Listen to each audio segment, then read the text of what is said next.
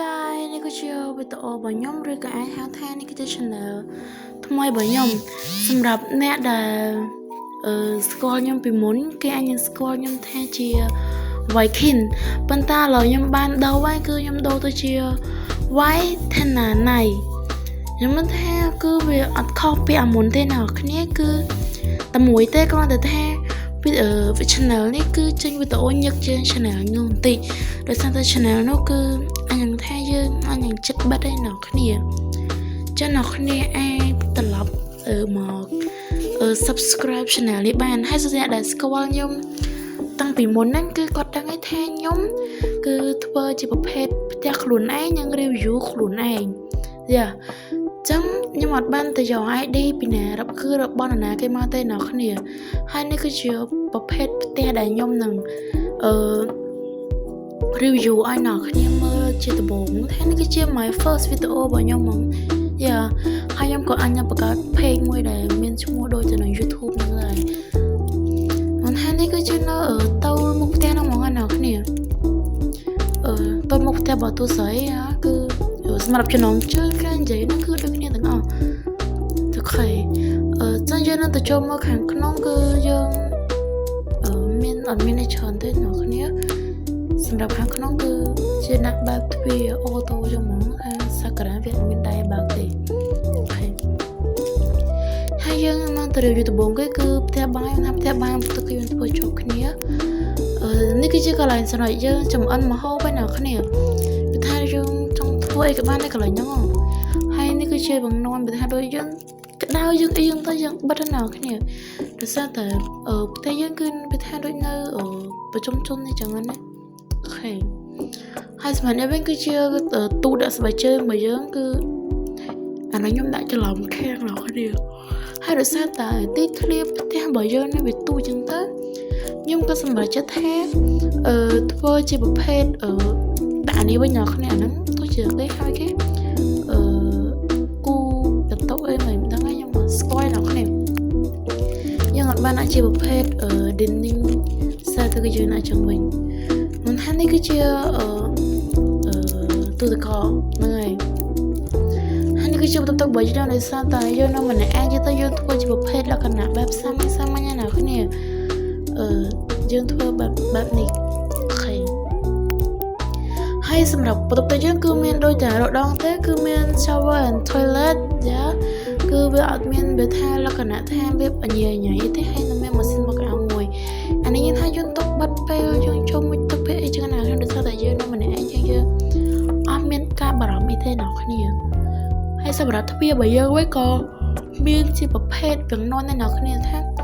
បើនរណាជិះទុកបាត់ពេលថាកុំឲ្យថ្ងៃចង់ដល់កុំឲ្យគេខូចចូលមកក្នុងផ្ទះយើងអីចឹងទៅដោយសារតែទ្វាររបស់យើងគឺថ្លាអ្នកគ្នាបើថាកញ្ចក់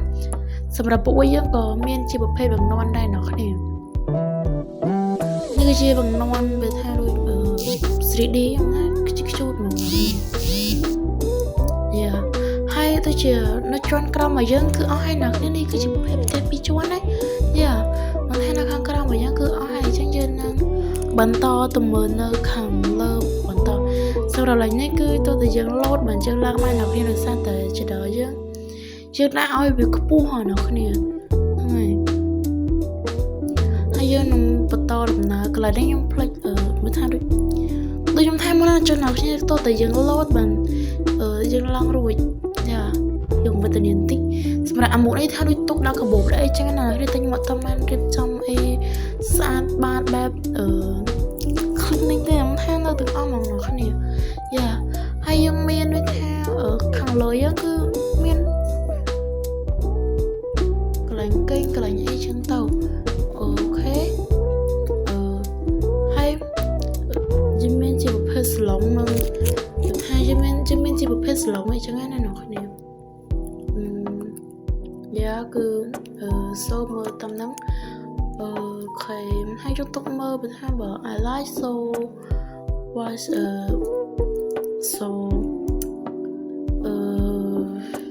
Master Chef ដល់សកន្លែងហ្នឹងខ្ញុំពីពេលការចូលស្លេងដោយសារតែតូយើងគឺវាយើងកន្លែងហ្នឹងខ្ញុំចូលស្លេងយើងនៅចូលស្លេងអ្នកគ្នាពេលដែលយើងថតហ្នឹងគឺវាអត់សូវ smooth ទេហ្នឹងទេ សម្រាប់ខ្ញុំដឹងថាខ្ញុំដាក់គួរដាក់អីគេទេនៅទូនឹងអញ្ចឹងទៅខ្ញុំក៏ទុកច្រឡោះវាចោលសិនអូខេហើយយើងក៏មានបន្តទៀតដែរអ្នកគ្នាយើងមានជាប្រភេទបង្នួនបន្ថែមដូចយើងដែលបង្នួនហ្នឹងក៏មកពីថ្ងៃចាំងចូលអីចឹងណាអ្នកគ្នាយើងមានទូសភៅនៅគេនៅថាបើនៅក្រៅវាមិនជាអ្នករៀនទេប៉ុន្តែគ្រូមានគេសំដែងឲ្យអ្នកគ្នាមើលចឹងទៅនេះគឺជាទុកសម្រាប់យើងមិនអាប់ឲ្យអ្នកគ្នាទុកក៏ជាមកនឹងព្រីនសែសអូយហ៎ហើយមិនថាយើងដាក់បង្នួនហ្នឹងបានកុំឲ្យវាថាថ្ងៃចូលអីចឹងណាអ្នកគ្នាអូយខ្ញុំផ្លេច review មួយទៀតគឺកន្លែងគេអ្នកគ្នាចង់ទៅដាក់ review កន្លែងគេតែយើងមិនអត់មានកន្លែងគេទេថាអូយកន្លែងខ្ញុំមាននិយាយទេអ្នកគ្នាដោយសារវាមានបញ្ហាបច្ចេកទេសសម្រាប់ក្រៅហ្នឹងគឺយើងអាចដេកបាន4នាក់គឺអ្នកដឹងថាពូករបស់សាការ៉ាគឺពូកមួយដេកបាន2នាក់ទៀតហើយយើងក៏មានដូចជា Christmas light ហើយនឹងស្គីនេះខ្ញុំអត់ស្គាល់ទេអ្នកគ្នាណាហើយដូចជាអស់ហើយអ្នកគ្នានៅជន់លើរបស់យើងតែយើងនឹងចូលទៅក្រោមហើយដើម្បី review នៅខាងមុខខាងក្រៅខាងគៀនទាំងអស់នោះហ្មងយ៉ាចឹងយើងបាន review នៅខាងលើនៅខាងក្រោមហើយខ្ញុំនឹងមកនិយាយរ៉ាប់ពីខាងមុខរបស់អ្នកគ្នាម្ដងនេះគឺជាទីធ្លាខាងមុខរបស់យើងអ្នកគ្នាអាចមើលតាមនឹងបានយ៉ាសម្រាប់អ្នកគ្នាដែលអត់តាមចុច like អ្នកគ្នាអាចចុច like នៅវីដេអូនេះហើយនឹង subscribe ម្នាក់មួយផងហើយសម្រាប់អ្នកគ្នាណាដែលចង់ខ្ញុំធ្វើទៀតបែបថារបៀបនេះអ្នកគ្នាអាចតម្លាក់ក្នុង comment បានហើយយើងនឹងធ្វើបែបជា Q&A នៅពេលដែលបាន 100k like អញ្ចឹងអ្នកគ្នាកុំភ្លេចតាម 100k subscribe អញ្ចឹង